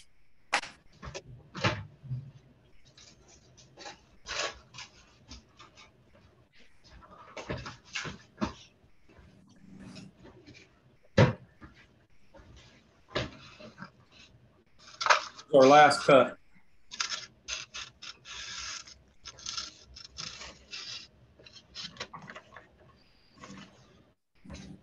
Let me give you some context about this cut. I think with some things, I'll change cameras for just a second. With some things, if we understand the why, that makes how and what so much easier. Okay. So imagine, first of all, you're going to sit down, you're just mindlessly eating while you're watching some TV, and you grab an orange, you peel the orange, with your thumbnail and your fingers, you peel the orange, and it's got a little hairy white on the outside. I call it hairy. And just use your thumbs and your fingers, and you pull each wedge apart, and you pop a wedge in your mouth. Now, a single wedge or a single segment of orange has a delicious orange flavor taste to it. It's juicy, but you're left at the end with this chewy membrane, the skin on the outside, right? Yes. If we're gonna make a citrus fruit salad, a citrus green garden salad, if we're going to poach some snapper or grouper or salmon in a citrus and white wine poach, but we want to garnish it with a little orange that you also eat, that orange needs to cut like butter, room temperature butter, not cold butter. Cold butter doesn't cut very well, okay? And it also needs to melt in your mouth. And that skin on the outside is not melt in your mouth, is it? So segmenting citrus fruit, that's what we're doing. Citrus fruit is really two things. Number one, we're going to peel the orange using our chef knife and completely remove all the white on the outside. The white is pith, P-I-T-H, P-I-T-H. E-I-T-H. E-A-T-H. Pith. Pith is bitter. Pith, we don't want it. Okay. The other thing we're removing is the membrane, the skin that separates each wedge. It's actually the skin on the outside of each wedge, each segment, if we just pull it apart with our fingers. Okay. Let me show you before you do. Okay. So you can just set your knives down for a second. And here we go. Okay. I'm going to start at North Pole and South Pole.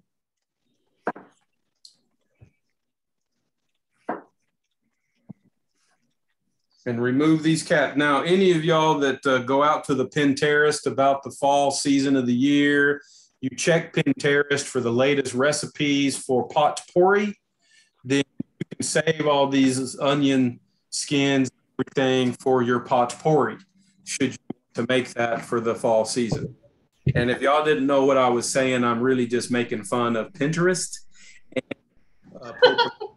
But okay, see, I had to say that. When you have to explain it to get a laugh, then it's not really a good joke, was it? You know? Right. No,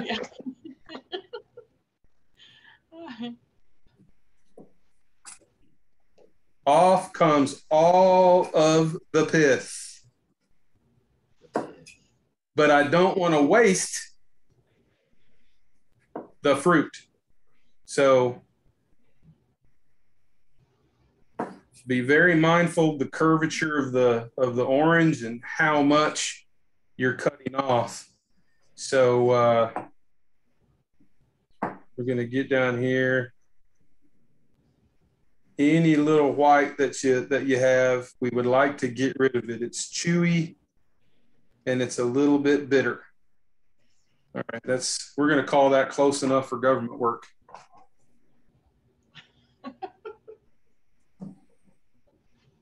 Thank you, Terry. Yeah, you're probably the best audience of the night. I'll be here all night and just throw money. I understand. Okay, if we look at here real close, you can see the lines. Those lines are the skin that separates each segment. And if I just pull this apart with my thumbs, each one of these lines, there's actually two skins together. When I pull this apart, if I pull it apart right here, a little bit of this skin is going to stay with this segment, and a little bit of skin is going to stay with this segment, and I'm going to have skin on both segments from this one line. What we want to do is cut paper thin. We want to cut these segments out, leaving that skin, that membrane, leaving that behind. So I'm going to cut the orange in my hand. Be very careful. I'm going to use my paring knife, sharp paring knife. I'm not going to force the cut. I'm going to let the sharpness of my knife do the work. And I'm going to try to do it up here so you can see what I'm doing. Can you see that okay? I'm going to cut just inside of this membrane. And I'm going to go all the way down until I feel the resistance of the core of the onion. Orange. They both start with an O, but this is an orange and it's not an onion. And so I had to catch myself with that. Okay. So see, it's open. Now I'm going to go just inside of this membrane and do the same thing very carefully all the way down to the core.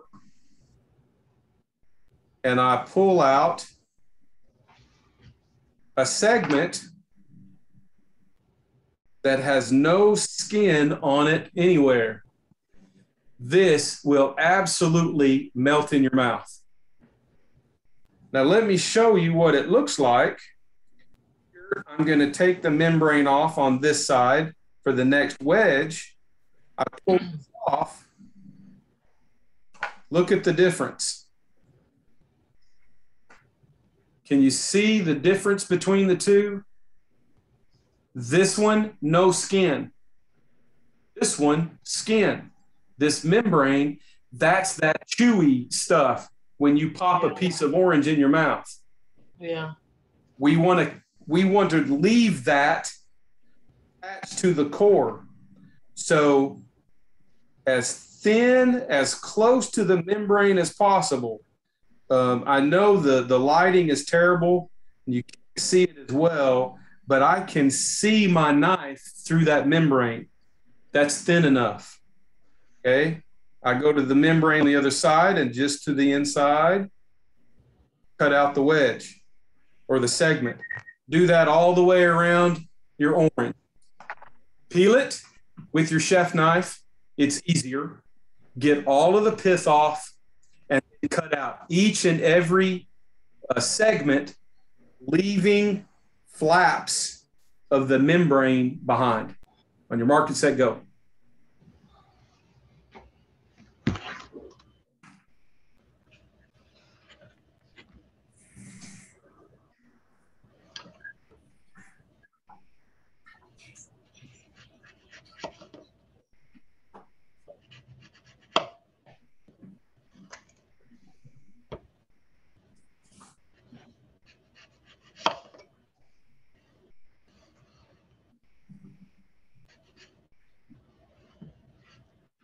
Jay, that looks really good. Tara, that looks really good. Looks like Caleb, that's good. Looks like y'all have peeled some fruit before. Mickey's looking good.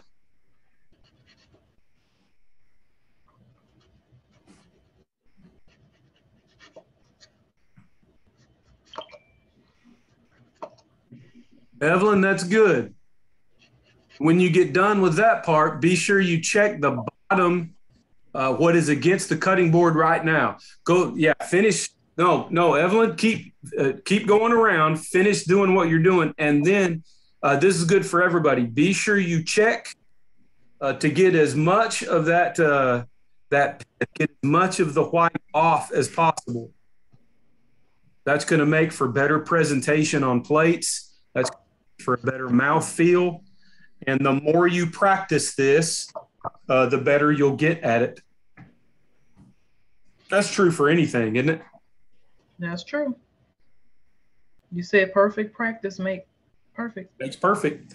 Evelyn, yeah, exactly what, that's exactly right.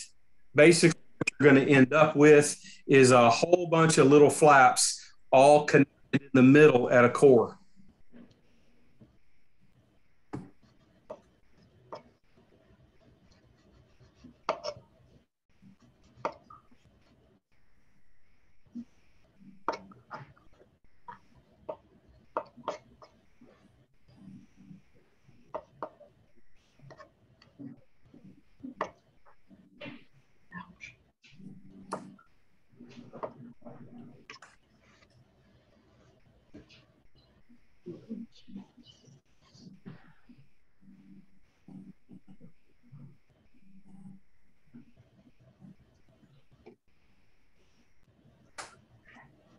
Good, Jay. Now just keep doing that all the way around.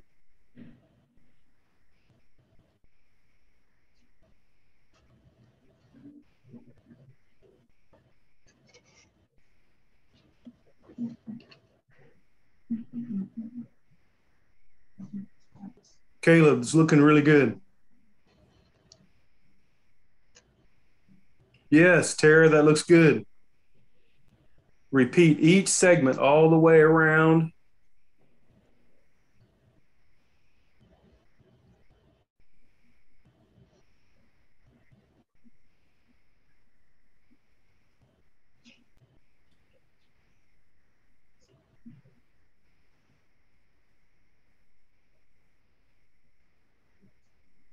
Terry, that's looking good. Thank you.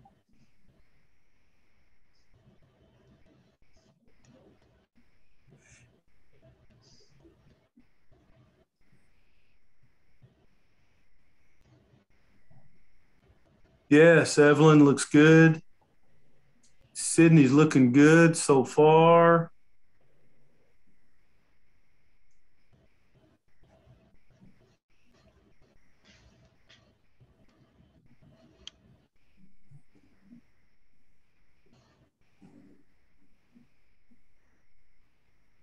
Yeah, Mickey, that looks good.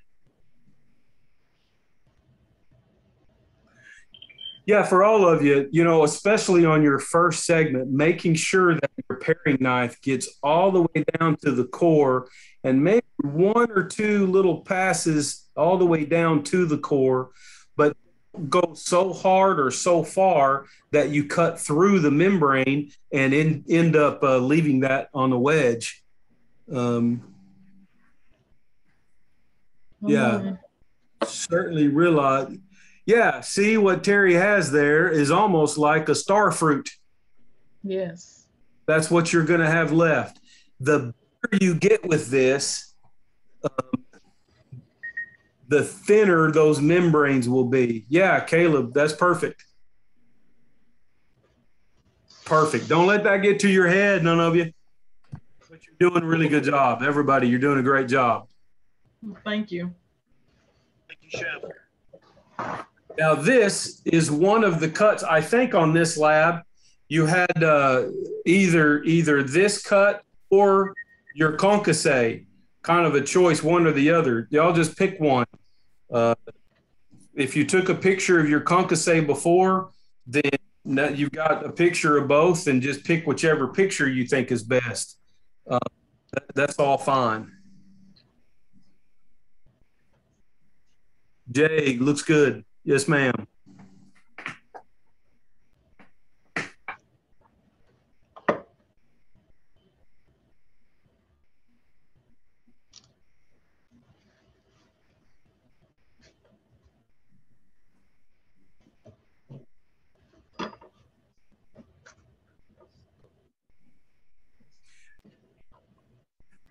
Evelyn, good. Are y'all starting to find, once you've taken one or two, maybe two or three of those segments out, it's getting a little bit easier? Some of that is a little practice, but it's also, as you open up the orange, it gets a little bit easier to get the rest of those segments out. That is true. I can tell. This is a cut that you will do again and again. You use this cut in, we'll do it a few times this semester in Food 1, but you will use this cut for perhaps for garde manger, but you will use this cut in the restaurant in Food 3 and Food 4. So this is one we want to go back to. Yes, Tara, that looks really good. Good job.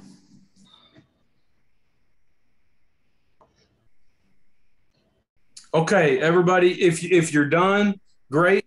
If you're not done, just stand by for a minute. If you don't mind, kind of wipe your fingers a little bit. If you'll lift your camera up just for a second so I can see all of you just for maybe a minute or two.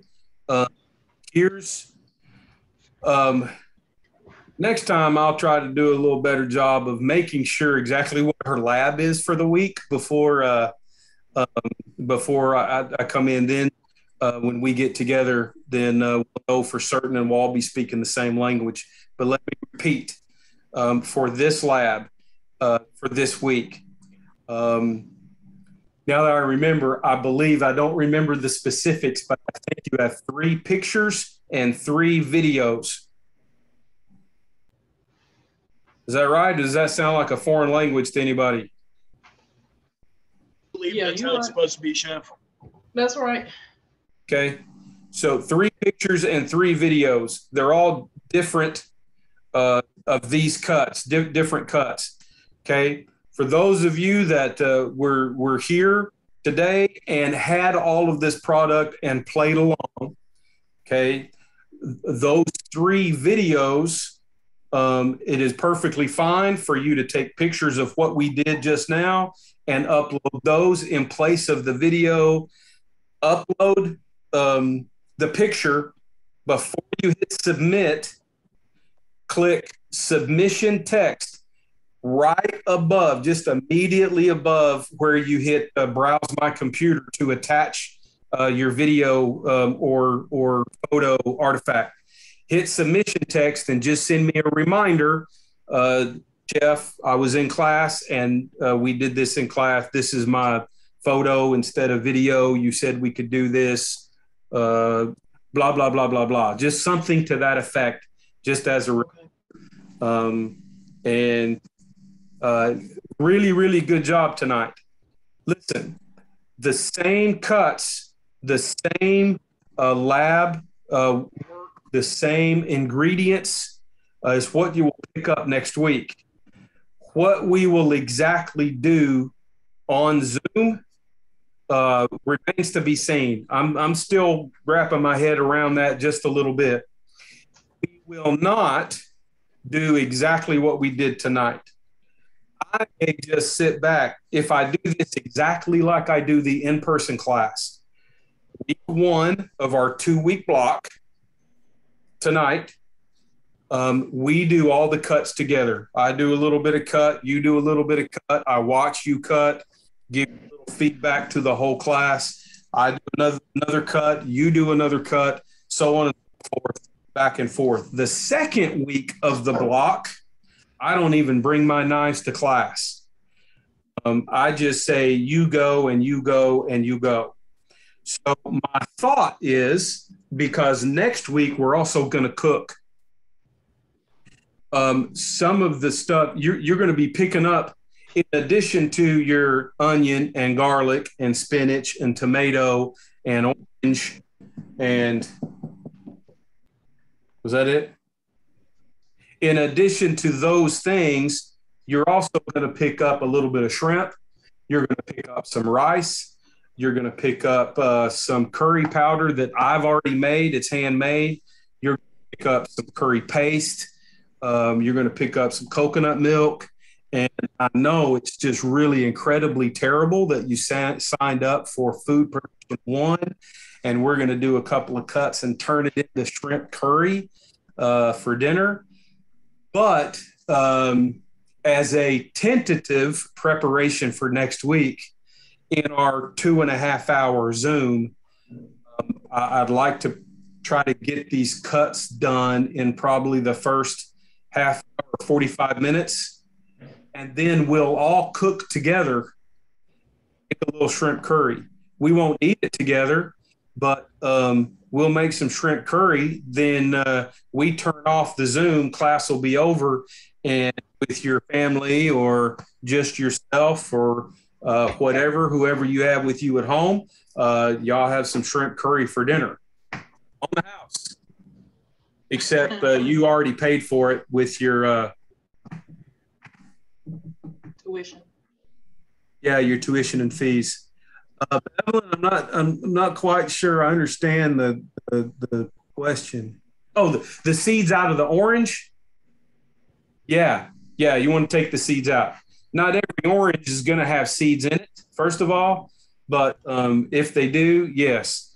You can segment lemon, lime, grapefruit.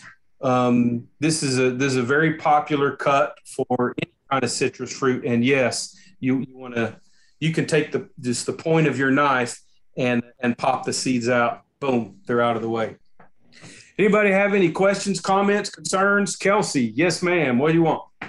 What do you So my question is, like, in the next couple of weeks, will we be doing meat? You're going to do butchery and meat and seafood. There's a whole class. You're going to spend a whole semester doing meat and seafood. You're going to break down beef tenderloin and ribeyes next week in the in-person. Well, so a little rabbit hole. The American Culinary Federation has a few, we'll say some reservations with online culinary labs. Mm-hmm. Next semester, the only online labs we will have is Food One again, Mm-hmm. Food Two. Food Two will be in person and one section of online Food Two. We are putting a halt on building stock soups and sauces and garde manger, and we're pulling meat and seafood, so there won't be an online meat and seafood until I finish my doctorate and have some data to sit down with the American Culinary Federation and smooth a few things out. The perception right now of online education is watching YouTube, and that's how you're learning how to cook. And while there may be a little element of truth to that, I hope what you're experiencing is much richer and more dynamic than just learning how to cook from Food Network or YouTube. But what we're doing here, no one does, no one on the planet. And so this is groundbreaking, cutting edge. And if you know anything about gardening, when you break the ground, literally, it is hard, and you've got to work the ground to get it ready to plant. And so anything that's done new in any kind of discipline, anything that is brand new is met with a little resistance and some apprehension. And so y'all be patient with us as we're patient with the American Culinary Federation. You have to play nice with them. They're our accrediting body, our accrediting organization. And so we're going to comply. If you should know now, this is Food Production One. If you need online for next semester, if there's still concerns about COVID and for your personal safety, you choose online. There will still be food production too. And our lecture classes are still offered with an online component as well. Product ID, restaurant industry, intro to hospitality, healthy foods and nutrition, all have a choice for online. So we should still be okay for next semester, but going forward after that, we're not certain. Going back to out of the rabbit hole to Kelsey's original question, the only butchery that we will do in this class, and we will repeat the exact same thing in food 2. The very end of the semester, you're going to fabricate a whole chicken. And so I'm going to teach you how to take a whole chicken and you're going to break it down into its parts: thighs, wings, breast, the carcass, and what to do, how to use all of it. Make a whole dinner with the chicken breasts and some rice pilaf and stuff like that. That's the only meat butchery. That's the only thing we do in this class and in food 2. The rest of butchery is seafood. Oh, Jeff, I have a question for you regarding your surveys. Yes. My other class, they posted that you have the survey, but I'm assuming you don't want us to take it again if we took it in your class. So yeah, technically, no, but pass on. And I still have the emails. I still have your screenshots that you sent to me. If you need me to forward back to you that email, or you should be able to go to your sent file. If that instructor is going to give you extra credit for doing that, I asked my colleagues, I'm giving you extra credit for taking the survey. I can't require another instructor to do that. It's up to that instructor.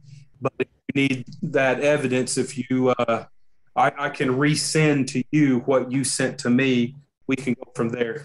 For clarity, for a good doctoral level research and collection of data, it is best if you don't take that survey multiple times.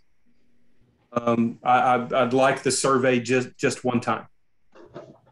For some of you, depending on the device that you take that survey on, I know if I do it on my laptop, if I go back into the survey again, it's going to tell me I already took the survey.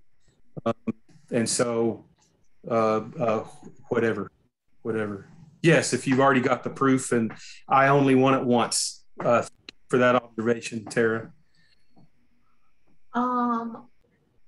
So if you have Cherokee, if this is good for anybody, okay? Look, you are never going to be asked to do something certainly that jeopardizes your health. It is one thing to say, Chef, I don't like green beans. Don't make me eat the green beans. I don't like green beans. On week 10, we're all going to eat cheese, and that's all we're going to do. And we're going to eat cheese live in this class on Zoom. It's going to be kind of a guided tasting. You're going to have 13, 15 different kinds of cheese. Now, if you're allergic to cheese, really, if you're allergic to cheese, then send me an email. Let me know. If you have a particular allergy, it'd be good to let me know. Next week when you pick up stuff for curry, if you're allergic to seafood, you're allergic to shrimp, well, don't pick up the shrimp. With any of these things that you may have an allergy with, if you're good to handle it with your fingers, your skin, if you can touch it, you just can't eat it, I would like you to go ahead and get the product and go through the skills. That happens a lot in the back of the house every single day. I've worked with people that can't eat shrimp, but they're standing next to me in the kitchen, breaking down shrimp, cleaning shrimp all day long. It just have to be sure It should be the same for all of us. They just have to be sure that they don't have the yak on their fingers when they wipe their nose and then lick their fingers. That was a little ha-ha. We shouldn't be licking our fingers in the kitchen. But if you really have an allergy to something, you do you and be safe. But if you just don't like something, y'all gonna eat some funky cheese here in a few weeks when we come to weekend. It's a marvelous experience, but one or two of you might want to throw up into your mouth. This is the Cheese Whiz. Is not going to be a big block of Velveeta. That's not the cheese that we're going to eat, y'all. So if you love Gorgonzola, you're probably going to be okay with what we do in class. You're going to have some water buffalo cheese, obviously cow's milk cheese. You're going to have some goat cheese, different kinds of goat milk cheese. You're going to have some sheep's milk cheese. It's marvelous. But I've never had anybody throw up yet. Caleb, we won't have brie. Nope. But almost. We're going to have camembert. And so camembert and brie are essentially the same cheese, just produced in different regions. And so if you like brie, we're going to have camembert. Yes, it is good warm. We're not going to warm it. I'm going to have you eat it plain, and then I'm going to have you eat it with a couple other little things on top. And it's going to be a really nice taste palate experience. Terry, sorry. We're not going to have any smoked cheese on that day. There won't be anything smoked. I don't think. Because most of the smoked cheese, especially the stuff we get at the Walmarts and the Krogers, is fake. Yeah, the smoked Gouda, the smoked Gouda that you get at the Walmarts, the smoked Gouda that you get at Kroger, even the nice Kroger, is not real Gouda. Oh, it's not. So on our 10th week, you're going to have real Gouda, and you'll see what I'm talking about. yeah. So, Anything else from anybody? Yes, Kelsey.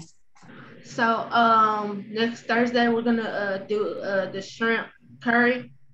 Yes, we're going to do these cuts. We're going to do these same cuts, but we're going to do these cuts pretty fast. And then we're going to all together. All right? Is there any type of like size of shrimp that I need? You'll get it from the school. When you pick up your product at the school, you'll get all of that stuff. You'll get curry paste, you'll get curry powder, you're going to get all of this lab stuff. You're going to get rice. You're going to get your coconut milk. You get all of that there at the school. Okay. Anything else? Is it cool if I text you in a minute, Chef? I have a question of a personal matter I was going to ask about. Yeah, I've been getting some text. Did you text already? If not, No. go ahead, shoot it. Go ahead. Yeah. Okay. But we'll get off here in a second. Then we'll text back and forth. That's good for everybody. Listen, clean up your kitchen. Y'all have a really good night. Really great work. Snap your pictures. You'll be done with the lab already. If you're having problems with anything, I think for the most part, everybody's doing a good job. Let me say this one last thing just before, as we're getting ready to end. It is Thursday. We are in week 4. If you are behind on any key terms or anything like that, okay, listen to me. Listen to Chef. Chef is wise. I beseech you, it behooves you to do week 4 now. We're in week 4. If you're already behind, you're not going to get any more or less points.